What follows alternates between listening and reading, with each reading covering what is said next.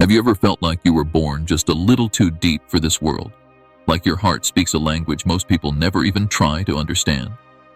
There's a specific kind of ache that lives in those who refuse to settle for anything less than truth, less than real connection, less than something their soul instantly recognizes as genuine. It's not just heartbreak. It's the ache of waiting for a frequency most people don't even know exists. You've seen it, haven't you? The effortless way others seem to connect, to fall into relationships, to move from one bond to the next without hesitation.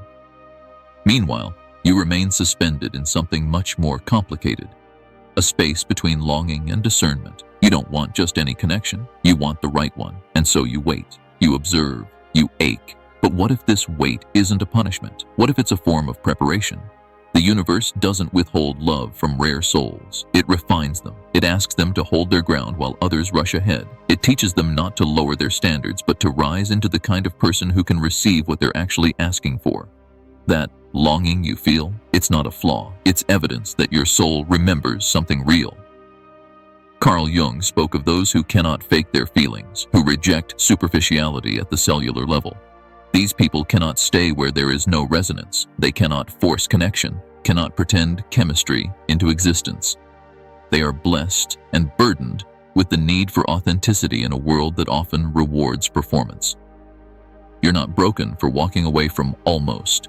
You're not difficult for needing more. You're not too much. You are simply tuned to something most people cannot hear. And so you wait, not because you're weak, but because you're strong enough to not settle. But let me ask you this. Have you ever looked at someone and known deep down that they weren't it, no matter how perfect they seemed on paper? Share your experience in the comments. There's someone out there who needs to know they're not alone. You don't choose this kind of solitude. It chooses you. It doesn't arrive like a peaceful pause or a mindful retreat. It crashes in like a silence that grows louder the more people you're around. You find yourself in rooms full of conversation, connection, and comfort. Yet inside, you feel untouched. Like no one really sees you. Like no one really hears what your soul is trying to say. This isn't the solitude that heals you after a long day. It's the kind that confronts you in the middle of joy. It's imposed, uninvited, and persistent. You try to connect. You try to open. You try to meet people where they are. But you can't pretend to resonate with what your spirit simply doesn't recognize. Every option feels hollow. Every new connection feels like déjà vu. People speak, but you don't feel spoken to. You begin to question everything, your standards, your desires, your wiring. Why does it seem so easy for others to find love while you remain stuck in emotional isolation? But this solitude isn't a curse. It's a filter. A sacred silence imposed by the universe to remove all distractions that might pull you toward the wrong people. You're not being left behind. You're being set apart. Carl Jung would say, this is the break from the collective unconscious, the moment when your psyche separates from what's been inherited and starts to seek what is truly your own. It's painful, yes, but it's also the beginning of freedom. This stage teaches you that being surrounded by people doesn't guarantee connection. It teaches you to feel your loneliness fully until it transforms into solitude. Solitude that sharpens your vision. Solitude that reveals what you truly need.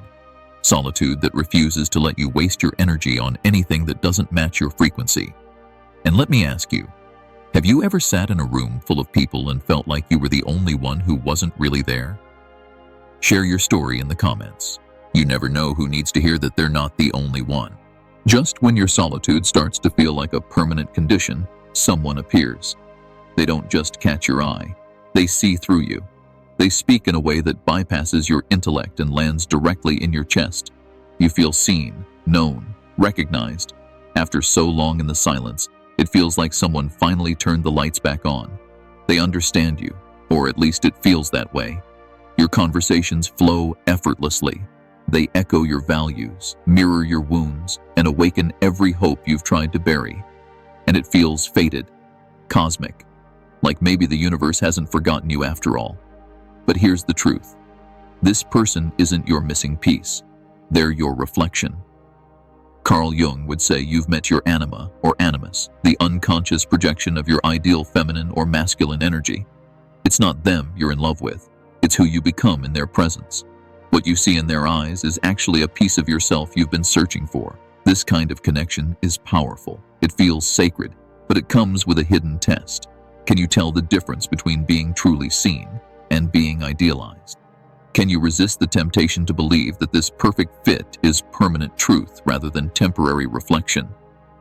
Because if you mistake this projection for partnership, you risk anchoring your heart to someone who only knows part of you. They love your light, but not your shadow. They hold space for your softness, but fear your depth. They admire your strength, but are unprepared for your complexity. The universe sends this person not to complete you, but to awaken you, to show you what still needs integrating, to help you reclaim the parts of yourself you've longed for in others. So I have to ask, have you ever met someone who felt like a soulmate, only to realize later they were really just holding a mirror? Drop a comment. Sometimes the illusion teaches us more than the reality ever could. Something unexpected happens when the right person begins to show up in your life. Not the one who mirrors your wounds or triggers your fantasies, but someone steady, clear, and real. They show up with honesty, with calmness, with presence, and suddenly, you panic. You start to second guess. You analyze their every word. You search for flaws, red flags, subtle signs that this must be too good to be true. You question their sincerity, not because of anything they've done, but because your mind doesn't know how to trust what it's never experienced. This is the third test, the most silent and self-sabotaging of them all. When the thing you've been asking for arrives, your defenses rise like a shield, not out of spite, but out of protection. Because if you've built your identity around the ache of not being chosen, what happens when someone actually chooses you? You may find yourself withdrawing, or picking fights, or convincing yourself they don't really know you yet. Your subconscious starts whispering, what if they leave? What if they're like the others? What if this time it hurts worse? Carl Jung knew this resistance well. The way the psyche clings to the familiar, even when it's painful. Especially when the unfamiliar is healthy. You've spent years navigating disappointment. Now you're being asked to navigate hope. And that, surprisingly, might be even harder. The universe doesn't intervene. It watches. To see whether you collapse back into old patterns. To see whether you'll push away the very thing you said you were ready for. Or whether you'll stay open, even when it's terrifying. If you've ever found yourself pulling back just when things start to feel real, you're not broken. You're protecting something sacred. But maybe it's time to stop hiding behind fear and see what happens when you let love in. And hey, if this part of the journey resonates with you, make sure to subscribe, hit that like button, and drop a comment. Let's talk about the ways we hold ourselves back and how we break free. There's more coming. Don't miss what's next. After the sabotage comes silence. A different kind of silence. Not the ache of solitude, but the unraveling of everything you thought you were. Things that once felt like parts of your identity begin to fall away. People, places, conversations, habits. They no longer feel like home. It's not that they changed. You did. You start to notice how some friendships only survive when you shrink. How some spaces drain your energy instead of feeding it. How some versions of yourself were built to survive, not to thrive. This is the fourth test. And it's not external. It's not about anyone else. It's about releasing the version of you that was built to be acceptable rather than authentic.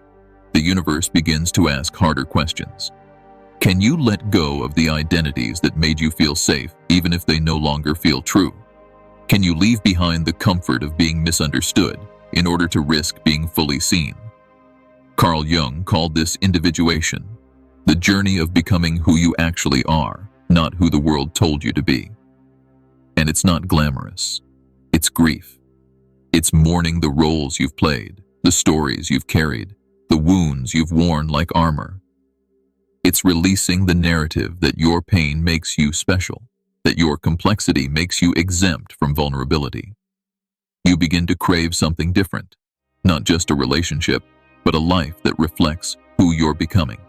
And in that craving, you start to make space. You stop performing. You stop pleasing. You stop apologizing for needing what you need. And here's where it gets real. Have you ever outgrown a version of yourself and had no idea who you were becoming next? Tell me about it in the comments. Your transition might be the roadmap someone else is praying for. There comes a moment in every rare soul's journey when the search itself becomes the burden. You've done the inner work. You've sat in the fire of solitude, held your projections up to the light, confronted the fears that kept you hidden. You've outgrown identities, released attachments, mourned versions of yourself that no longer align. And then, when you think you're ready to receive, the universe asks something even harder. Let go, not just of the past, not just of the pain, but of the seeking itself.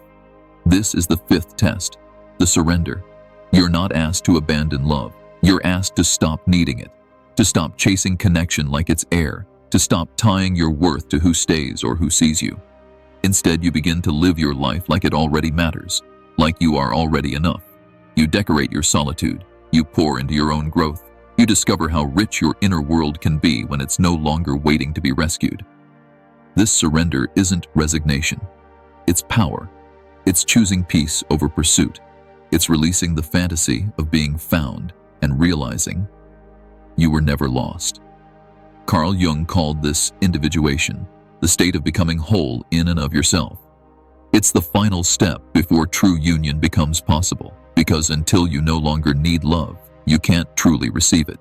In this space, something magical happens. You stop scanning every interaction for potential. You stop rehearsing your worth for strangers.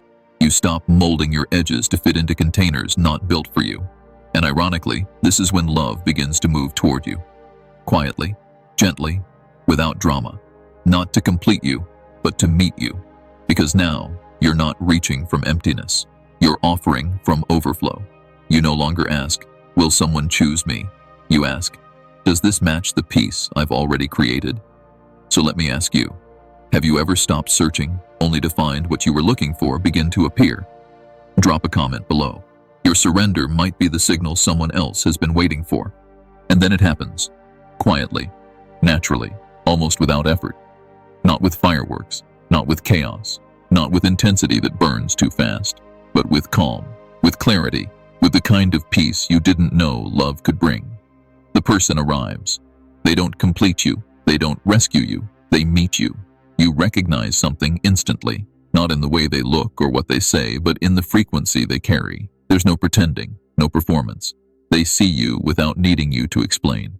They understand not just your story, but your silence. It doesn't feel like falling in love. It feels like remembering. All the previous connections taught you what this is not. This one, it teaches you what it truly is. You don't have to shrink. You don't have to translate. You don't have to soften your edges just to be digestible. They don't run from your depth. They mirror it. They don't tolerate your complexity. They celebrate it. Carl Jung would describe this as the union of two individuated souls. Not two halves seeking to become whole, but two wholes choosing to walk side by side. It's not a merging, it's a resonance, a companionship built not on dependency, but on shared evolution. And here's the best part. You don't question it. Not because it's perfect, but because it's true. So let me ask you, have you ever met someone who felt like home, not because they filled your emptiness, but because they recognized your fullness? Tell your story in the comments. Maybe your love is the proof someone else is still holding out hope for. Real partnership doesn't consume you. It expands you. It doesn't demand that you disappear into the relationship. It makes space for more of you to emerge. The right person doesn't just accept your growth. They expect it. They cheer it on. They evolve alongside you. You don't lose yourself in this love. You find yourself deeper. Your solitude isn't sacrificed. It's respected, protected. You can sit in the same room and be completely together while each doing your own becoming. This kind of connection redefines what love even means. It's not about constant presence or codependence. It's not about completing sentences or finishing thoughts. It's about allowing the silence. It's about making room for disagreement without threat. It's about growing without guilt. In this love, your intensity isn't too much. It's met. Your ideas aren't dismissed. They're debated with curiosity. Your wounds aren't judged. They're witnessed without trying to be fixed. Carl Jung believed that the healthiest relationships are the ones that support individual transformation, where love becomes a crucible, not a cage. This kind of partnership isn't a retreat from the world. It's a launching pad. It's two whole people choosing, every day, to keep showing up. Not to fill a void, but to amplify each other's wholeness. You feel safe, not because there's no risk, but because there's room for your truth. No need to walk on eggshells. No need to perform emotional gymnastics just to be loved. So let me ask you, have you ever imagined a love where you don't have to shrink, shift, or split yourself in two? Share your vision in the comments, because sometimes just naming the love you desire makes room for it to appear. Even soul-level partnership isn't free from challenge, but the challenges are different now. They're not about survival or proving your worth or trying to be enough. They're about evolution, about holding space for two people who are both still becoming. In this kind of love, conflict doesn't threaten the foundation, it strengthens it. Disagreement isn't a warning sign. It's a signal for deeper understanding. You're not walking on eggshells. You're walking beside someone who's not afraid of your truth, even when it's messy. There will still be moments when old wounds echo, when your shadows rise, when fear whispers old stories. But now, you face those moments together. You don't hide from them. You don't pretend they're not there. You look each other in the eye and say, let's work through this. Not around it. Carl Jung believed that true union invites us into deeper awareness of ourselves. Not because the other person is perfect, but because they reflect what's still unfinished within us. They don't exist to fix you. They exist to witness your healing, and you do the same for them. This kind of love becomes a sacred mirror, a space where growth is not just allowed, it's expected. Where love is not a destination, but an ongoing initiation. And so I ask you, can you imagine a relationship where the work doesn't stop at love, but begins there? Where every challenge is a door to deeper connection, not distance? Tell me in the comments, what would that kind of love change for you? Looking back, the path makes sense now. Every lonely night, every near miss, every heartbreak that cracked you open just wide enough for the truth to slip in. None of it was punishment. None of it was random. It was all preparation. You weren't being denied love. You were being refined for it. Not for just any love, but for the kind of partnership that could meet your soul without shrinking it, the kind that didn't require you to break yourself into smaller pieces just to fit, the kind that didn't ask you to be easier, quieter, or more convenient, just real. Every test was a mirror, every delay was protection, every silence was a sacred invitation to meet yourself more deeply. And now you understand. You weren't too much. You were just too rare to settle. The universe never forgot you. It was building you. For this love doesn't make you whole. It honors your wholeness. It doesn't rescue you. It recognizes you. And when it arrives, there is no begging, no proving, no chasing. Just two people meeting in their fullness, ready not to complete each other, but to walk alongside, hand in hand. Carl Jung would say, the meeting of two whole souls creates not dependency, but a new energy, one that lifts both higher than they could reach alone. So here's your reminder. You're not behind. You're not broken. You're not invisible. You're becoming. And if this journey spoke to you, if you saw yourself in these words, go ahead and subscribe, like, and drop a comment. Tell us what part of your journey changed you most. Your story might be the spark someone else is still waiting for. This isn't the end. It's the beginning of something true.